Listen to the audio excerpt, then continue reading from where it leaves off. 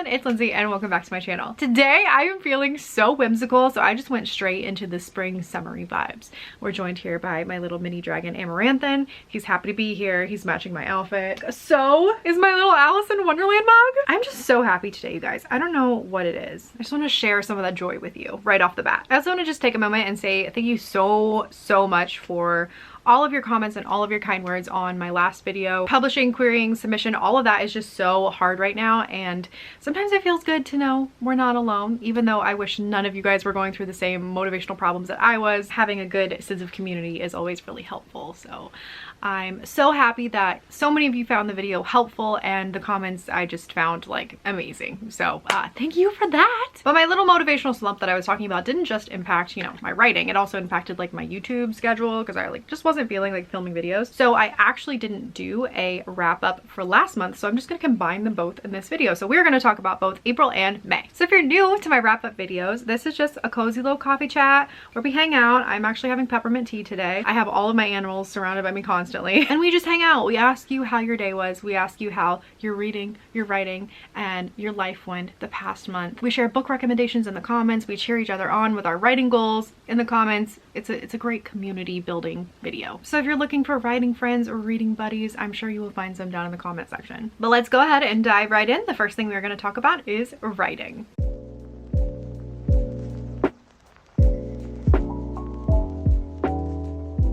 I've already talked about my lack in motivation in my last video. I'll link it down below if you haven't seen it, but there's no need to rehash here. That was essentially all of April. I was still working on my book, but it just wasn't fun because I didn't feel like it. The book I'm working on is my middle grade horror. It's called Bitter Bones, and I give a lot more information about it in that video too. But it is essentially an upper middle grade horror exploring body horror through disability and deals a lot with creepy dolls. It's very fun. But whether it's because I did that little helpful exercise in that video, or I started working on like a new little funsy personal project, or I don't know what it was. I hit act 3. Maybe that was what really motivated me on because I could see the end in sight. But I only have like 7 chapters left of this draft, and I'm so excited because draft 2 is the hardest for me, and I'm so happy to be coming to the end. In other really cool writing news, I got to see my books in a bookstore.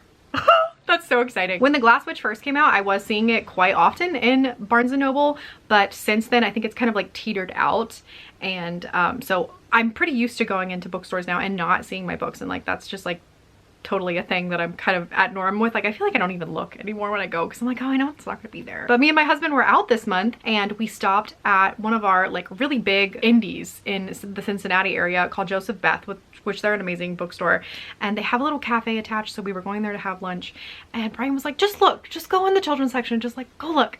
And I'm so glad I did because they had 5 copies of my book, and it's just like I will never get over the shock of seeing my book in a bookstore. It is the most surreal thing every single time. Like I don't think I'll ever get over it. I don't ever want to get over it. You know what I mean? So of course I saw my books and I was really excited, and I was like, let me take pictures. And then my husband, who's the extrovert, was like, let me go get the bookseller and tell her. And I was like, no.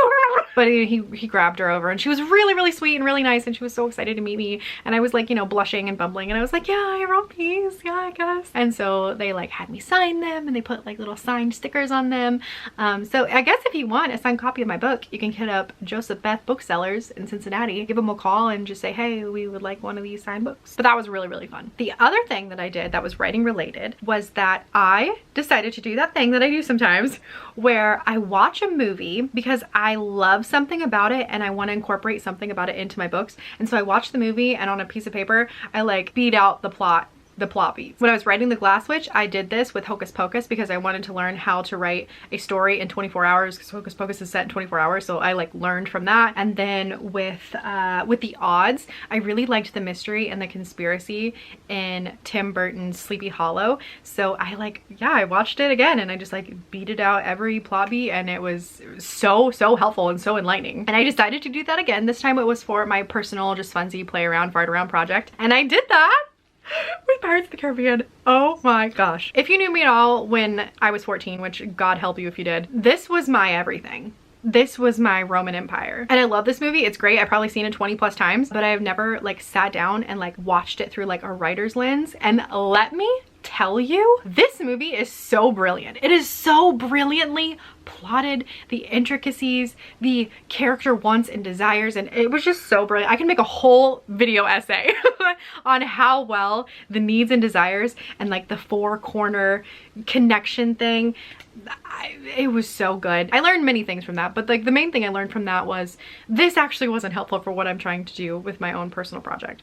So you know, you win some, you lose some, but I mean, it was incredible. So if you haven't done an exercise where you watch a movie and you write down all of the plot points, like you're really missing out. Like there's so much to be learned from that type of storytelling. Now let's chat about some reading.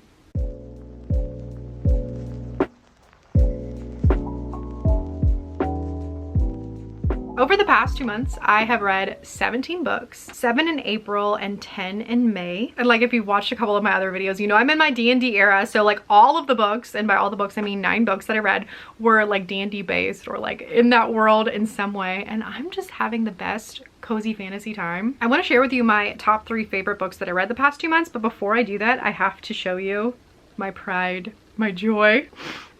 I got an Arc of the Witching Wind. Let me just tell you, Natalie Lloyd, okay? Natalie Lloyd is my favorite author. She's also at Scholastic. I'm obsessed with her. I have every single book of hers on my bookshelf. She writes these beautiful, whimsical, magical books. All of her books are so deeply Appalachian, and most of them feature disability or chronic illness in some way. And she's so smart. But she has this book coming out in September, and I like pulled out my author privilege card and I messaged my editor and I was like, hey, if you see any of these arcs just like lying around and they look really sad, just know you can send them my way. And so she did, and she made my life, and now I have my most anticipated release of the year in my hands. This follows 2 girls in 6th grade, one whose grandma is a country music star a la Dolly Parton, and the other one who is in the foster care system just waiting for her sister to age up so that she can take guardianship of her. But in this small mountain town, every now and then there is this phenomenon where there is this witching wind. It's magical. It takes the thing that you love most in the world. And so for these 2 girls, it is their grandmother and their big sister. And of course these girls are going to team up and they're going to go on an adventure to get the people that they love the most back to them. I'm literally 6 pages in. I started reading as soon as I got it. I couldn't wait, and I'm like, 5-star already, 5-star. Okay, but let's talk about my top 3 favorite books that I read in the past 2 months. The first series is the Saint of Steel series. It's by T. Kingfisher,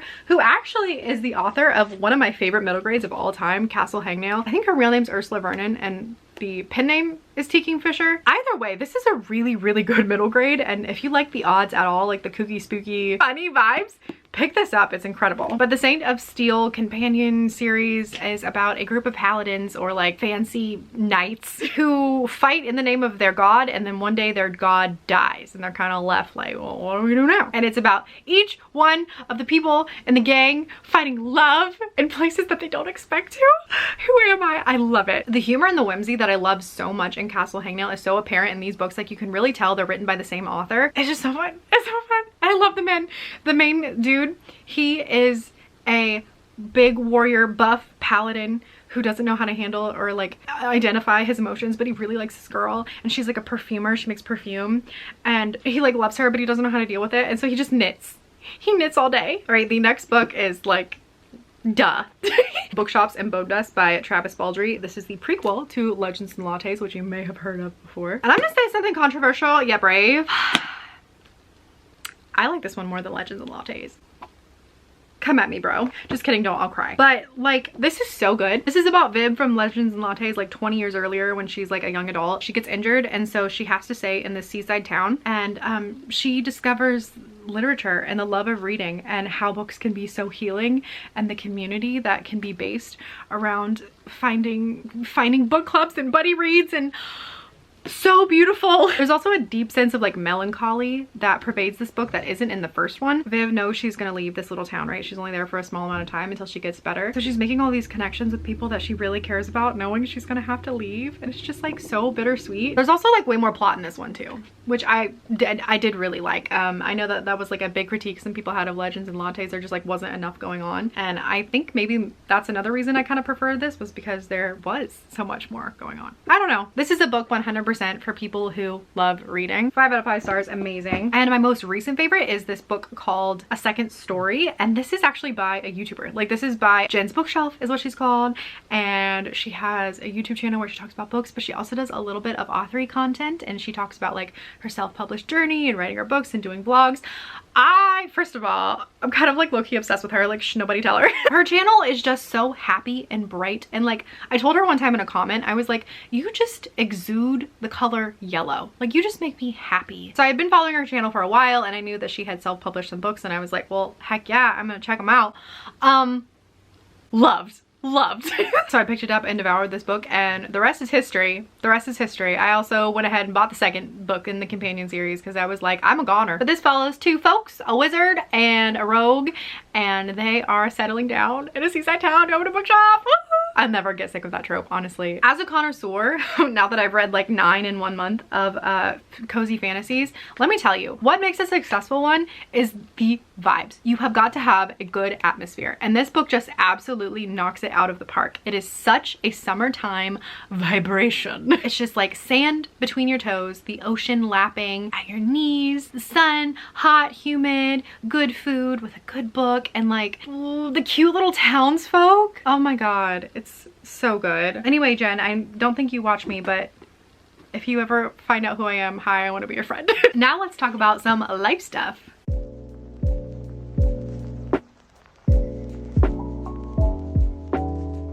In the month of May, I celebrated my 12-year anniversary with my husband, Ryan. But we had fun. We went to the zoo, and then we went to that bookstore where I showed you we found my books and stuff. So it was a great day. And then the last thing, I mean, that took up the last 2 months of my life was like D&D, everything. I mean, I already talked about all the 9 books that I mentioned all of the 9 books that I read. I'm obsessed. I'm utterly obsessed. Like every single type of media that I can consume, I consume it. Video games, I'm playing Baldur's Gate, which is like D&D for people who don't have friends.